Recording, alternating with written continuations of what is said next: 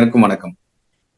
இதுவரை புயல் மழை அப்படின்னாலே தமிழ்நாட்டுல சென்னை சுற்றி இருக்க பகுதி மட்டும்தான் நம்ம பேசியிருப்போம். இதுவரை நம்ம பார்த்ததும் அப்படிதான், மீடியாக்களை காட்டினது மாதிரி. ஆனா இந்த பெங்கால் புயலுங்கிறது சென்னை மட்டும் இல்லாம அது சுற்றி இருக்க மாவட்டங்களா இருக்கட்டும், குறிப்பா கடலூர், கள்ளக்குறிச்சி, திருவண்ணாமலை போன்ற அது சார்ந்த மாவட்டங்கள் எல்லாத்தையுமே ஒரு போட்டு தான் சொல்லலாம். இன்னைக்கு அது சம்பந்தமான அது சார்ந்த இந்த நிகழ்வுகளை பத்தியும் பேச நம்மளோட இணைஞ்சிருக்கா கிருஷ்ணராஜ். வணக்கம் கிருஷ்ணராஜ். வணக்கம் ஹரி. கிருஷ்ணா, இது சம்பந்தமா இது ஆக்சுவலா சொன்ன மாதிரி பெங்கால் புயல் வர்றதுக்கு முன்னாடி தமிழ்நாட்டுல புயல் வருது நவம்பர் மாசம் டிசம்பர் மாசம் அப்படின்னு கேட்டாலே சென்னை சுற்றி மட்டும்தான். சென்னையோட வடிகால் அமைப்பு எப்படி இருக்கு, சென்னைக்கு எத்தனை கோடி செலவு பண்ணி இதெல்லாம் பண்ணியிருக்காங்க, சென்னை எப்படி பாதுகாக்கலாம் மட்டும்தான் தமிழ்நாடு அரசோட பார்வையா இருந்துச்சு. ஆனா இந்த பெங்கால் புயல் வந்ததுக்கு அப்புறம் தான் ரொம்ப தெளிவா தெரிஞ்சிருக்கு, புயலுங்கிறது வெறும் சென்னையை மட்டுமே கான்சன்ட்ரேட் பண்ணாம மற்ற மாவட்டங்களையும் அஃபெக்ட் ஆகும், அங்கேயும் மக்கள் இருக்காங்கிறது தமிழக அரசுக்கு காட்டியிருக்குன்னு சொல்லலாம். இதுல உங்க கருத்து என்ன கிருஷ்ணா?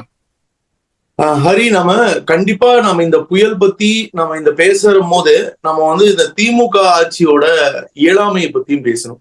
ஏன்னா இந்த திமுக அரசு தொடர்ந்து 2021 இருந்து தொடர்ந்து, அதாவது அதிமுக ஆட்சியில இருந்தே ஒவ்வொரு வருஷமும் இந்த நவம்பர் டிசம்பர் மாதத்துல தொடர்ந்து மழை பெஞ்சுக்கிட்டு தான் இருக்கு. அதாவது அரசுகள் அதுக்கான நடவடிக்கைகள் எடுத்துட்டு தான் இருக்கு. ஆனா போன வருஷம் கிட்டத்தட்ட வட சென்னை எல்லாம் கிட்டத்தட்ட நீர்ல முழுகியே போயிடுச்சு. போன தடவை மிகப்பெரிய ஒரு விமர்சனத்தை இதே திமுக அரசாங்கம் சந்திச்சுச்சு. அதுல இருந்து ஒரு கொஞ்சம் கூட பாடம் கற்கல அப்படின்னு நான் சொல்றேன். ஏன் பாடம் கற்கலன்னு நான் சொல்றேன் அப்படின்னா, போன தடவை சென்னையில மழை பெஞ்சு சென்னையில ஒரு பாதிப்பு ஏற்பட்டுருச்சு. எல்லாருமே சென்னையில இருக்கவங்க எல்லாம் விமர்சனம் பண்ணாங்க, கரண்ட் இல்ல, டவர் இல்ல, அது மாதிரியான விஷயங்கள் சொன்னாங்க. உடனே இந்த தடவை என்ன பண்ணிட்டாங்க அப்படின்னா, சென்னையை மட்டும் தான் போக்கஸ் பண்றாங்க இந்த திமுக அரசு. சென்னை போக்கஸ் அப்படின்னா என்னன்னா, வழக்கம் போலதான் போட்டோ ஷூட். நீங்க இவர் உதயநிதியோட நடவடிக்கையில பாத்தீங்கன்னாவே தெரியும், சாயந்தரம் 4:30 மணி வரைக்கும் உதயநிதி எங்கன்னு சொல்லி ட்விட்டர், பேஸ்புக்ல எல்லாம் மக்கள் கேள்வியே கேட்க ஆரம்பிச்சிட்டாங்க. எதிர்கட்சியினர் எல்லாருமே கேள்வி கேட்க ஆரம்பிச்சிட்டாங்க. 4:30 மணிக்கு பொறுமையா வராரு, வந்தோடனே ஒரு மிகப்பெரிய போட்டோ ஷூட். உடனே 4 போட்டோ எடுக்கிறாங்க. அங்க கை காமிக்கிற மாதிரி ஒரு போட்டோ, இங்க கை காமிக்கிற மாதிரி ஒரு போட்டோ. இவர் போய் உட்காந்து இதுல கால் சென்டர்ல உட்காந்து பேசுறாரு. உடனே அந்த போட்டோல இவரோட ட்விட்டர் பேஜ்ல ஷேர் பண்றாங்க. உடனே இவங்களோட திமுகவோட ஐடி ஊழியர்கள்னே சொல்லலாம், அவங்க எல்லாம் 200 ரூபாய்க்கு தானே வேலை பார்க்குறாங்க. அவங்க எல்லாம் உடனே என்ன பண்றாங்க அப்படின்னா, பாத்தியா நைட்லாம் இப்படி நாங்க விடிய வேலை செய்யறோம், களத்துல சின்னவர் அப்படி இப்படின்லாம் போடுறாங்க. நீங்க முதல்ல ஒரு விஷயம் புரிஞ்சுக்கணும், ஒரு துணை முதல்வர் ஒரு அரசாங்கத்தை இயக்குற ஒரு பொறுப்புல இருக்கவங்க தான் முதல்வர், துணை முதல்வர். அவங்களோட வேலை போய் ஒரு கால் சென்டர்ல உட்காந்துக்கிட்டு எத்தனை கால் வந்துச்சு அது இதெல்லாம் கிடையாது. முதல்ல முன்னெச்சரிக்கை நடவடிக்கைகள் எடுத்துருக்கணும். இந்த முன்னெச்சரிக்கை நடவடிக்கைங்கும் போது இவங்க சென்னைக்கே முதல்ல முன்னெச்சரிக்கை நடவடிக்கைகள் இவங்க எதுவும் எடுக்கல. அது இல்லாம இவங்க சுத்தி இருக்க வேற எந்த மாவட்டமுமே இவங்களுக்கு மாவட்டமா கண்ணுக்கே தெரியல. எது மீடியா அட்டென்ஷன் கிடைக்கும் உங்களுக்கு? சென்னையில நம்ம ஏதாவது ஒரு போட்டோ ஷூட் நடத்தணும்னா மீடியா அட்டென்ஷன் கிடைக்கும். நம்ம 4 பக்கம் போய் நின்று ஒரு போட்டோ ஷூட் நடத்திடலாம் அப்படிங்கிற மாதிரி ஒரு எண்ணம் தானே தவிர, இவங்களுக்கு இந்த திருவண்ணாமலை, கள்ளக்குறிச்சி, கடலூர்ல கிட்டத்தட்ட ஒரு கடல் சார்ந்த பகுதி, விழுப்புரம் இதெல்லாம் ஒரு கடல் சார்ந்த பகுதி. நமக்கு இப்போ புயல் அப்படிங்கிறது கடல்ல இருந்து ஏற்படுறது தானே புயல். கடல்ல ஏற்படுற காற்றழுத்த தாழ்வு நிலையினால ஏற்படுறதுதான் புயல். அப்போ முதல்ல இவங்க கடலோர மாவட்டங்கள் மேல இவங்களுக்கு எந்த ஒரு கான்சென்ட்ரேஷனுமே இல்லைன்னு நம்ம சொல்லலாம். அதுதான் இவங்க முதல்ல ஒரு முன்னெச்சரிக்கை நடவடிக்கைகள், ஒரு ஆய்வுகள் இதெல்லாம் அவங்க தொடர்ந்து செஞ்சிருந்தாங்க அப்படின்னா, திருவண்ணாமலையில் ஏற்பட்ட மாதிரி நிலச்சரிவுல ஒரு 7 குழந்தைகள், அதாவது கை குழந்தை உட்பட ஒரு 7 பேர் மரணம் ஏற்பட்டு இருந்திருக்காது. அதே மாதிரி நீங்க விழுப்புரம் சொல்லணும் அப்படின்னா, திருக்கோவிலூர் அந்த மாதிரி ஏரியாலாம் கிட்டத்தட்ட ஒரு பாலமே அடிச்சுட்டு போகுது. 6 மாசத்துக்கு முன்னாடி ஏவா வேலு அவர்கள் கட்டின பாலம் இன்னைக்கு காணாம போயிடுச்சு. சோ இந்த மாதிரி சூழ்நிலை காரணம் என்னன்னா, முன்னெச்சரிக்கை நடவடிக்கை இல்லாததுதான். நீங்க பேசிட்டு இருக்கும் போதே ஒரு பாயிண்ட் சொன்னீங்க, ஒரு பாலம் இடிஞ்சு விழுகிற அளவுக்கு ஒரு வெள்ளக்காடு ஏற்பட்டிருக்கு. அதே நேரம் சாத்தனூர் அணையில ஒரு கட்டத்துக்கு மேல கொள்ளளவு தாண்டி தண்ணீர் வரும்போது அதை திறந்து விட்டுருக்காங்க. இது மாதிரி ஒரு பக்கம் பாலம் இடிஞ்சு விழுது, ஒரு பக்கம் கொள்ளளவு தாண்டி டேம்ல இருக்கிற தண்ணியை வெளியேற்றுறாங்க. இதை பத்தி திமுக அரசு என்ன மாதிரி நிலைப்பாடு எடுத்திருந்தாங்க? அவங்களோட முன்னெச்சரிக்கை நடவடிக்கைகள் எப்படி இருந்துச்சுன்னு உங்களோட கருத்து என்ன கிருஷ்ணா? சாத்தனூர் அணை பத்தி நம்ம கொஞ்சம் விரிவா பேசணும். சாத்தனூர் அணைங்கிறது தென்மண்ணை ஆற்றோட நீர்களை தேக்கி வைக்கிற ஒரு அணைக்கட்டு தான். இங்க இந்த தென்பண்ணை ஆறுங்கிறது கிட்டத்தட்ட கர்நாடகால ஃபார்ம் ஆகி வர வழியில நிறைய இணையாறுகள், துணை ஆறுகள்லாம் நிறைய அதுல கலக்குது. அதெல்லாம் வந்து இந்த சாத்தனூர் அணையில தான் ஆக்சுவலி ஜாயின் ஆகுது. அப்போ இந்த சாத்தனூர் அணை வந்து அணையோட நீர்மட்டம் வந்து நீங்க பாத்தீங்கன்னா ஞாயிற்றுக்கிழமையே 60% வந்து அதோட கொள்ளளவை எட்டிருச்சு. சாத்தனூர் அணையோட கொள்ளளவே வந்து வினாடிக்கு 1,00,000 கன அடி தான். ஆனா அது 60%, 60,000 கன அடி நீர் வந்து ஞாயிற்றுக்கிழமையே அது வந்து ஃபில் ஆயிடுச்சு. அது மட்டும் இல்லாம வானிலை அறிக்கை ரொம்ப தெளிவா சொல்லியிருக்காங்க. தொடர்ந்து கனமழைக்கான வாய்ப்புகள் தெளிவா இருக்கு, கண்டிப்பா மழை பெய்யுங்கிறது தான் வானிலை அறிக்கையே சொல்லியிருக்கு. இவங்க இந்த கவர்மெண்ட் என்ன பண்ணிருக்காங்க அப்படின்னா, கடைசி வரைக்கும் இந்த அணைக்கான எந்த ஒரு அதிகாரிகளும் வேலை செய்யல, எந்த ஒரு அதிகாரிகிட்ட இருந்தும் வேலை வாங்கல. இந்த டேம் அப்படிங்கிறது வந்து பாத்தீங்கன்னா நீர்வளத்துறையில சம்பந்தப்பட்டது. நீர்வளத்துறை அமைச்சர் யாருன்னு உங்களுக்கு தெரியும், நம்ம துரைமுருகன் அவர்கள். அவரு செயல்படுறாராங்கிறதே தெரியல. முதல்ல அவரு இவ்வளவு பெரிய பிரச்சனை நடந்திருக்கு, ஒரு டேம் வந்து இவ்வளவு பெரிய ப்ராப்ளம் ஆயிருக்கு, அவரு எதுவும் பெருசா அவரோட ஆக்டிவா அவர் எதுவுமே இல்ல, அவரோட பதில்கள் எதுவுமே வெளியில நமக்கு கிடைக்க பெறல. ஆனா நீங்க நல்லா யோசிச்சு பாருங்க, ஞாயிற்றுக்கிழமையே காலையில இருந்து மிகப்பெரிய மழை பெஞ்சுக்கிட்டு இருக்கு. சாத்தனூர் அணை 60% மேல நிரம்புது. அந்த சாத்தனூர் அணைக்குன்னு ஒவ்வொரு பொதுப்பணித்துறையிலையும் ஒவ்வொரு டேமுக்குமே junior engineers, senior engineers, JE, அது மாதிரி ஒவ்வொரு அணைக்குமே இன்ஜினியர்ஸ் இருப்பாங்க. அந்த இன்ஜினியர்ஸோட ஒரே ஒரு வேலை என்ன அப்படின்னா, அணையோட நீர் வரத்தையும் அணைக்கு இன்னும் எவ்வளவு நீர் வரலாங்கிறத வந்து கால்குலேட் பண்ணி அதுக்கான தகவல்களை அரசாங்கத்துக்கு கொடுக்கறதும் வருவாய்த்துறைக்கு கொடுக்கறதும் தான் அந்த இன்ஜினியர்ஸோட வேலையே. அவங்களுக்கு வேற வேலையே கிடையாது சொல்ல போனா. ஆனா ஞாயிற்றுக்கிழமை இருந்தே கிட்டத்தட்ட இவ்வளவு பெரிய கன மழை பெய்யும் போது கிட்டத்தட்ட 1 மணி நேரத்துக்கு ஒரு தடவை 50-60 அடி தண்ணி ஏறிக்கிட்டு இருக்கு. இதை பார்க்கும் போது ஒரு இன்ஜினியர்ஸ்க்கு தெரிய வேணாமா அடுத்து இது எந்த இடத்த எட்டும் அப்படின்னு சொல்லி. ஆனா அவங்க அதை பண்ணவே இல்லை. கிட்டத்தட்ட அவங்க என்ன பண்றாங்கன்னா, ஞாயிற்றுக்கிழமை சாயந்தரம் 5 மணிக்கு ஒரு எச்சரிக்கை மாதிரி ஒண்ணு சொல்றாங்க. கிட்டத்தட்ட நைட்டு 2:30 மணி, நைட்டுனே சொல்லக்கூடாது, அதை அடுத்த நாள் திங்கட்கிழமை காலையில விடிய காலையில 2:30 மணிக்கு இன்ஜினியர் அவர்கள் ஒரு லெட்டர் எழுதுறதா ஒரு இவங்க சமூக ஊடகத்துல இவங்க எல்லாம் காமிக்கிறாங்க. அந்த லெட்டர்ல வந்து தாசில்தாருக்கு ஒரு லெட்டர் எழுதுறாரு. சாத்தனூர் கொள்ளளவான 1,00,000 கன அடி தண்ணீரை தாண்டி 1,18,000 கன அடிக்கு வந்து தண்ணி வந்துருச்சு. இனி நாங்க இதை வந்து திறந்து விடுறது தவிர்த்து எங்களுக்கு வேற வழி கிடையாது. இருந்தா அணை உடைஞ்சு மிகப்பெரிய ஆபத்து ஏற்படும். அதனால நாங்க திறந்து விடுறோம். நீங்க உடனே வந்து பாதுகாப்பு ஏற்பாடுகளை செய்யுங்கன்னு சொல்லி நைட்டு 2:30 மணிக்கு தாசில்தாருக்கு ஒரு லெட்டர் எழுதுறாங்க. இது வந்து ஒரு ஃபார்மாலிட்டி லெட்டர். நைட்டு 2:30 மணிக்கு ஒரு லெட்டர் அனுப்பிச்சாங்க அப்படின்னா அந்த லெட்டர் முதல்ல தாசில்தாருக்கு எப்ப வந்து போய் சேரும்னு ஒரு கேள்வி இருக்கு. அது மட்டும் இல்லாம தாசில்தாருக்கே அந்த லெட்டர் வந்து சேர்ந்தாலுமே நைட்டு 2:30 மணிக்கு அவர் எப்படி போய் மக்களுக்கு இதுல அலர்ட் பண்ணுவாங்க? கரையோரம் அத்தனை மக்கள் இருக்காங்க, அத்தனை வீடு இருக்கு, அத்தனை குடியிருப்புகள் இருக்கு. எப்ப போய் யாருக்கிட்ட இன்ஃபார்ம் பண்ணுவாங்க? யாருக்கிட்டையுமே இன்ஃபார்ம் பண்ணாம கிட்டத்தட்ட 1,68,000 கன அடி நீரை நைட்டு 2:30 மணி கிட்டத்தட்ட மக்கள் நிம்மதியா தூங்கிட்டு இருக்க நேரத்துல எந்த ஒரு அறிவிப்புமே இல்லாம எப்படி செம்பரபாக்க ஏரியை பத்தி இவங்க விமர்சனம் பண்ணாங்களோ, இந்த திமுக விமர்சனம் பண்ணிச்சோ, அதே வேலைய இந்த திமுக அரசாங்கம் திரும்ப பண்ணிருக்கு. திறந்துட்டா மக்கள் என்ன பண்ணுவாங்க நீங்க யோசிச்சு பாருங்க. இதைவே அவங்க ஞாயிற்றுக்கிழமை மத்தியானத்துல இருந்தே கொஞ்சம் கொஞ்சமா தண்ணியை ரிலீஸ் பண்ணியிருந்தாங்கன்னா இந்த இவ்வளவு பெரிய பிரச்சனை வந்திருக்காது. நிர்வாகம், இந்த அரசு இயந்திரம் ஒழுங்கா செயல்பட்டு இருந்துச்சு அப்படின்னா இந்த மாதிரி ஒரு பேராபத்து மக்களுக்கு ஏற்பட்டிருக்கு.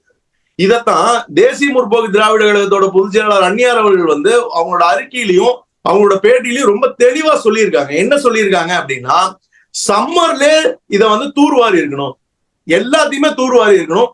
கிட்டத்தட்ட அந்த தண்ணி போற எல்லா வழியிலுமே கருவேல மலை செடியும் காடு மாதிரி இருக்கு. இந்த வார்த்தையை அவங்க அப்படியே உபயோகப்படுத்துறாங்க. இது மாதிரி இருந்தா எப்படி தண்ணி எப்படி போகும்? நான் ரோட்ல போறேன், ரோடு ஃபுல்லா வண்டி இருந்துச்சு அப்படின்னா நான் உடனே சைட்ல ஏறி போக ஆரம்பிச்சிடும். அதுவேதான் நடந்திருக்கு. திடீர்னு இவ்வளவு கண்ணாடி தண்ணீரை திறந்து விட்டோம்னா போறதுக்கு வழியும் இல்லை. இவங்க அதை வந்து பராமரிப்பு பணி பண்ணவே கிடையாது, தூர்வார கிடையாது, சம்மர்ல அப்படியே விட்டுட்டாங்க.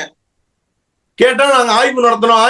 என்ன ஆய்வு நடத்தினாங்க? இது வரைக்கும் துரைமுருகன் அவர்கள் ஒவ்வொரு டேமோட கொள்ளளவு என்ன, எவ்வளவு மழை பெஞ்சா எவ்வளவு தண்ணி இதனால தாங்க முடியும், நம்ம எப்ப தண்ணியை திறந்து விடணும், இதை முன்னாடியே அரசாங்கம் பேசியிருக்க வேணாமா, டிஸ்கஸ் பண்ணிருக்க வேண்டாமா? அதெல்லாம் எதுவுமே பண்ணலையே. டிசம்பர்ல மழை வரும்னு எல்லாம் இன்னைக்கு எல்கேஜி படிக்கிற குழந்தைக்கு தெரியும் சார், டிசம்பர் மாசம் வந்துருச்சு, மழை இனிமேல் வரும், நம்ம ஸ்கூல் லீவ் விடுவாங்கன்னு. 1வது 2வது படிக்கிற பையன் சொல்லுவான் ஸ்கூல் லீவ் விடுற மந்த்ஸ் வந்துருச்சுன்னு. அவ்வளவு மழை வரப்போகுதுங்கிறது இந்த அரசாங்கத்துக்கு தெரிஞ்சும் எந்த ஒரு அணையுமே தூர்வார முடியாதுன்னு வேற இவரு சொல்றாரு, துரைமுருகன் சொல்றாரு. இப்படி இருந்தா மக்களோட நிலைமை நீங்க யோசிச்சு பாருங்க. மக்கள் மேல அக்கறை இருக்க ஏதாவது ஒரு அரசாங்கம் இந்த மாதிரி ஒரு வேலையை நைட்டு 2:30 மணிக்கு திறந்து விடுமா? மக்கள் என்ன பண்ணுவாங்க நீங்க யோசிச்சு பாருங்க. நிர்கதியா நிராயுத பணி ஆயிட்டாங்க சார் நைட்டு. இப்படி ஒரு நிலைமைய இந்த திமுக அரசாங்கம் மக்களுக்கு கொடுத்திருக்கு. மக்கள் இதை பார்த்துக்கிட்டு தான் இருக்காங்க. இதுக்கான பிரதிபலனை அனுபவிச்சுக்கிட்டு கூட இருக்காங்க. இதுதான் இது திமுக அரசாங்கோட கையாளத்தனம் நம்ம சொல்லலாம். ஹரி, நீங்க சொன்ன பாயிண்ட்ல ஒன்னேன்னு மட்டும் நான் வேறுபடுறேன்.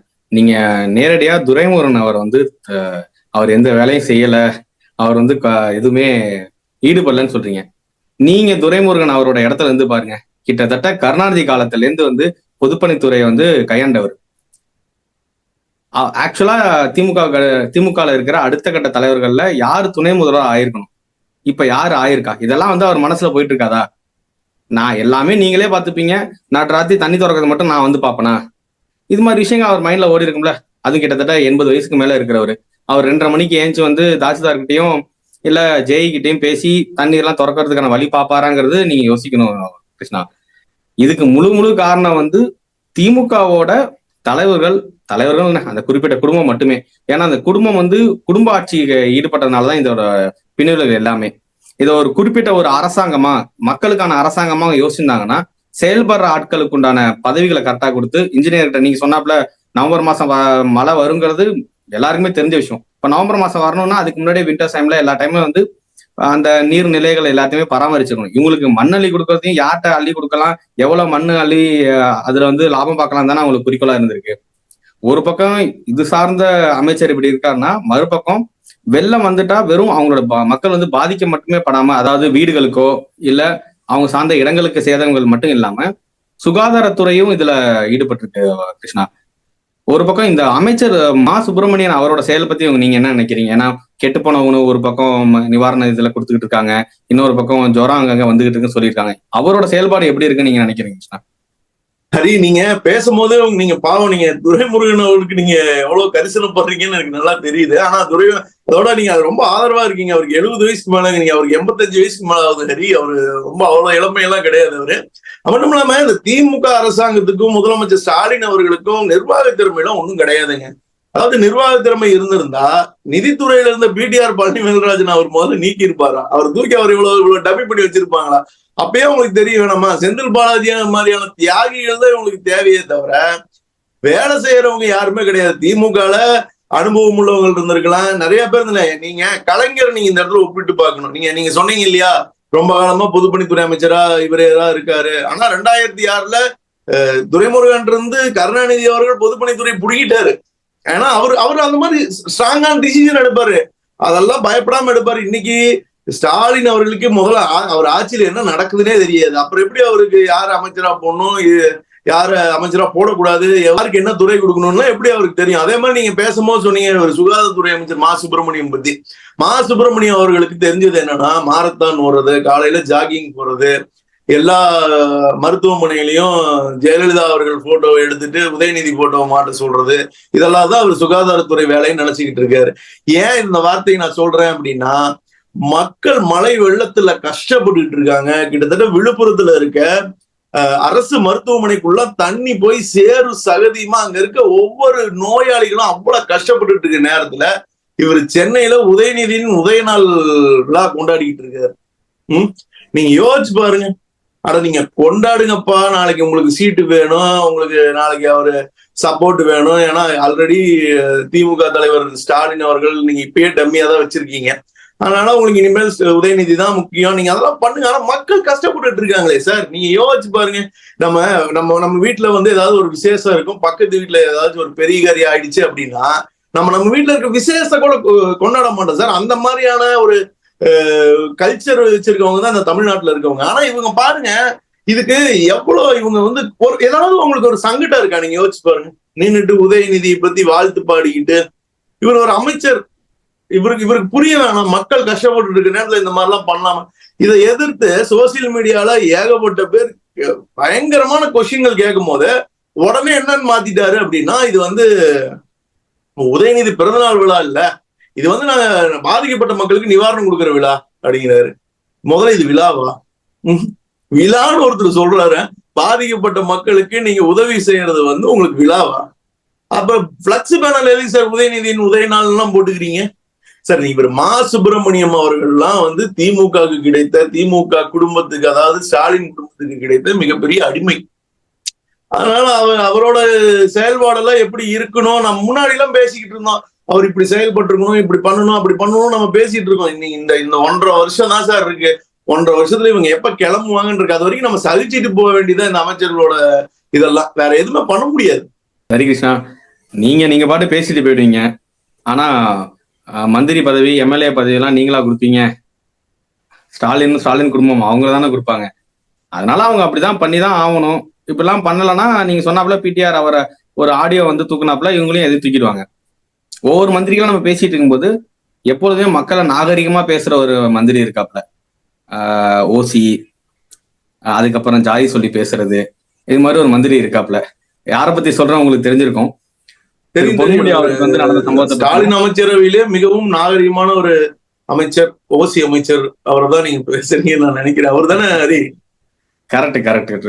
அவரை பத்தி என்ன சொல்லுங்க. அவருக்கு நடந்த சம்பவம் ஆகட்டும், ஒரு பக்கம் நமக்கு வந்து திமுக மேல வந்து அதிருப்தி இருந்தாலும், அவங்களோட செயல்கள் மேல அதிருப்தி இருந்தாலும், மக்கள் ஒரு மந்திரி மேல சேரவாற்றி அடிக்கிறதுங்கிறது எப்படி ஏற்படுகிறது? நம்ம என்னதான் வந்து அவங்களை வந்து அவங்க செயல்கள் மேல நமக்கு நிறைய அதிருப்தி இருக்கும். இது எப்படி நீங்க பாக்குறீங்க? இது இப்ப நடந்துருக்கலாமா? நீங்க இது, அதாவது மக்களின் கோபம் அப்படிங்கிறது மிகப்பெரியது. மக்களோட கோபம்ங்கிறது வந்து நீங்க யாராலையுமே கண்ட்ரோல் பண்ண முடியாது. நீங்க யோசிச்சு பாருங்க, நீங்க அதே தொகுதியில நீங்க எம்எல்ஏவா இருக்கீங்க, அந்த தொகுதியிலேயே நீங்க வந்து ஸ்டேஜ போட்டு ஓசி பஸ் நல்லா இருக்கா அப்படின்னு அவ்வளவு கொச்சப்படுத்துறீங்க. நீங்க எஸ்சி தானே அப்படின்னு பொது மேடையில வச்சு ஒரு மக்கள் உறுப்பினர், ஒரு கவுன்சிலரோ என்னமோ அவங்க லேடி, அவங்க அவ்வளவு கேஷுவலா நீ எஸ்சி தானே அப்படிங்கிறீங்க. இப்ப சார், இப்ப நீங்க ஹரி, நீங்க முதலமைச்சர் கிட்ட வீடியோ கால் காமிக்கிறாங்க. வீடியோ கால்ல பேசுறாப்புல, ஒரு மக்கள்கிட்ட கொடுங்க அப்படின்னு முதல்வர் சொல்றாரு, இவர் காமிக்கிறாரு. ஆனா அந்த ஹெட்போனை இவர் காதுல போட்டுக்கிறாரு. அவர்கிட்ட வந்து மக்கள்கிட்ட எல்லாம் வந்து வீடியோ காமிக்கிறார். முதல்வர் பேசுறாரு. அவர் எவ்வளவு பெரிய பாத்துக்கோங்க. அவரு முதல்வர் ஸ்டாலின் அவர்கள் பேசுறாரு, இவரு காதுல ஹெட்போன் இருக்கு. இப்ப என் காதுல ஹெட்போன் இருந்தா நீங்க பேசுறது எனக்கு மட்டும் தான் கேட்கும், மத்தவங்களுக்கு எல்லாம் கேட்காது.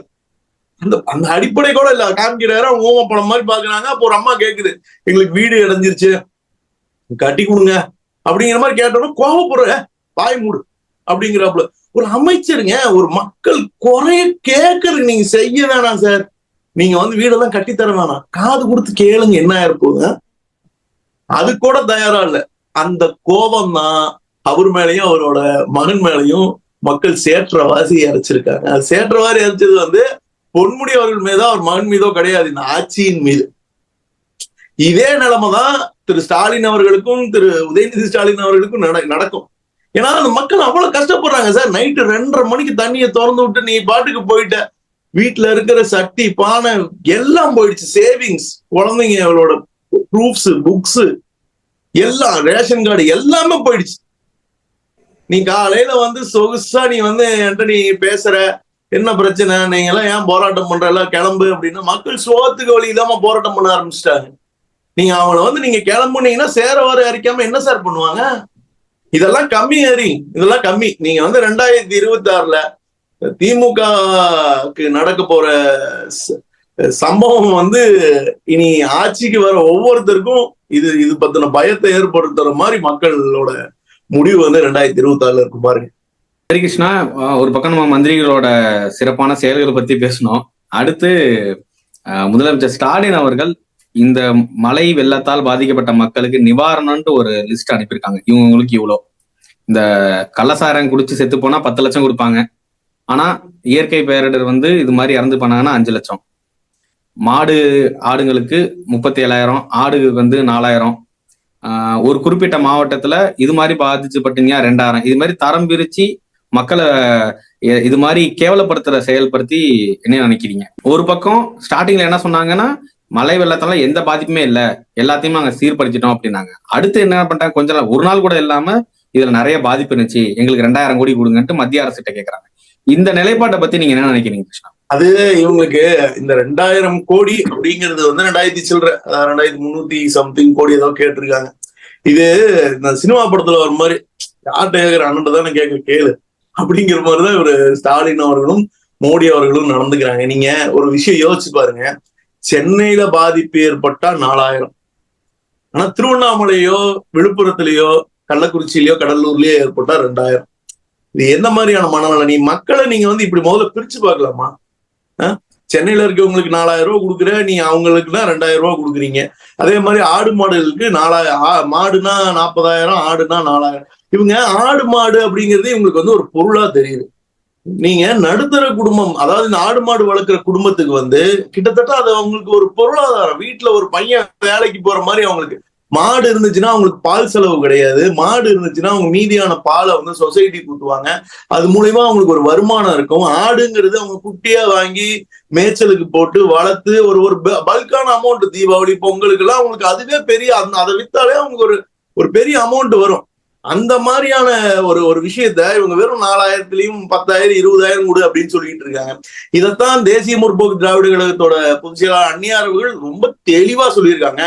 10 லட்சம் ரூபாய் ஒவ்வொரு உயிரிழந்த மக்களுக்கும் அவங்க குடும்பத்துக்கும் 10 லட்சம் ரூபாய் கொடுக்கணும் அப்படின்னும், கால்நடையில இழந்தவங்களுக்கு அதுக்கு உரிய இழப்பீடு கிட்டத்தட்ட 50,000 ரூபாய்க்கு மேல ஆடு மாடுகளுக்கான இழப்பீடை கொடுக்கணும் அப்படின்னும், இதுல ஹாஸ்பிட்டல் அட்மிட் ஆயிருவங்களுக்கு 5 லட்சம் ரூபாய் வரைக்கும் கொடுக்கணும்னு சொல்லி இன்னைக்கு கூட தேசிய முற்போக்கு திராவிட கழகத்தோட பொதுச் செயலாளர் அந்நியார் அவர்கள் ஒரு அறிக்கை கொடுத்திருக்காங்க.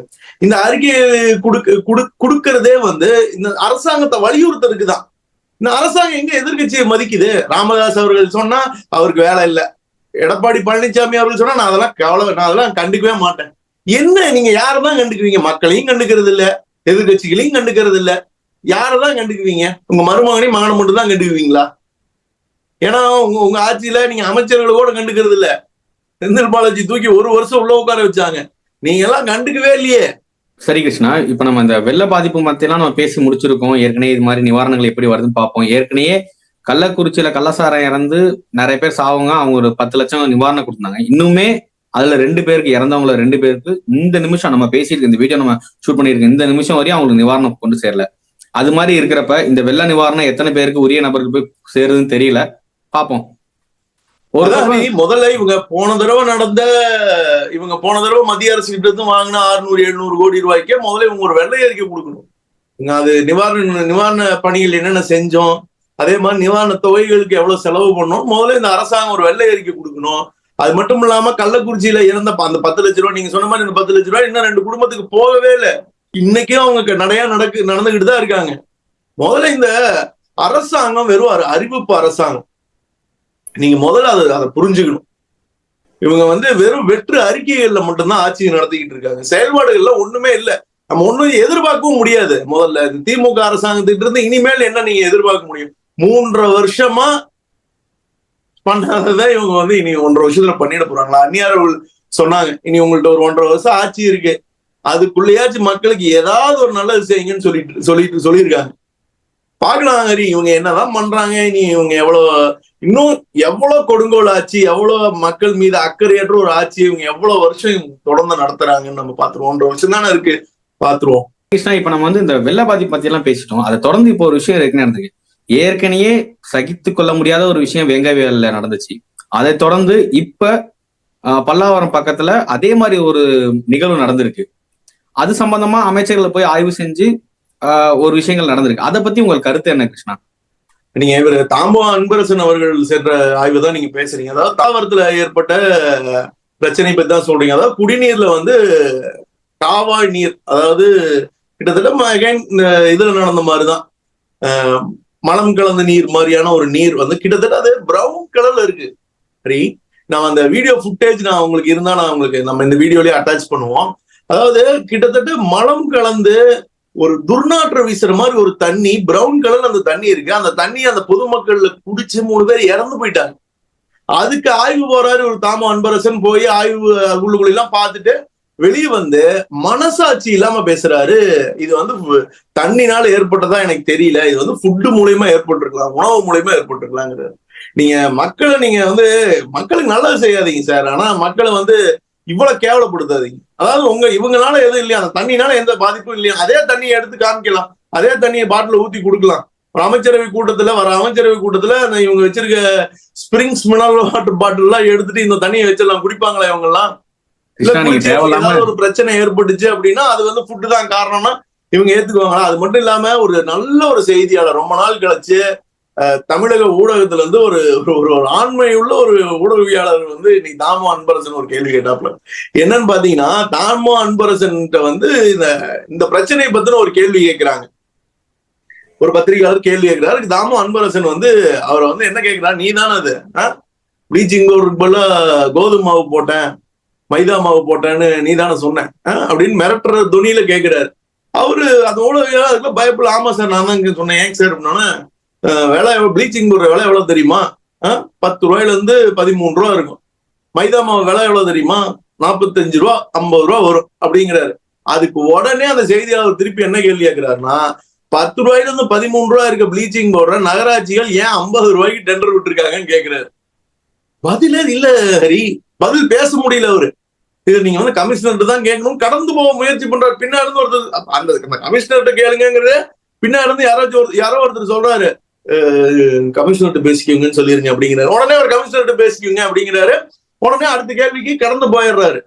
நீங்க அமைச்சர்கள், அதாவது பயம் இருக்கணும் ஹரி. நீங்க முதல்ல ஒரு விஷயம் யோசிச்சு பாருங்க.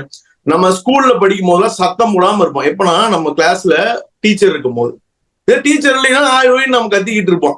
இதுவே நீங்க யோசிச்சு பாருங்க, ஒரு ஸ்ட்ரிக்ட் ஒரு மேத்ஸ் டீச்சர் வந்தாரு அப்படின்னா நம்ம எல்லாருமே அமைதியா இருப்போம்.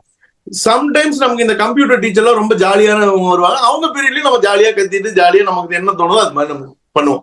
அதேதான் நடக்குது. இது முதல்வர் மேல யாருக்கும் பயம் இல்ல, என்ன அமைச்சர்களுக்கு பயம் இல்ல, அதிகாரிகளுக்கு பயம் இல்ல.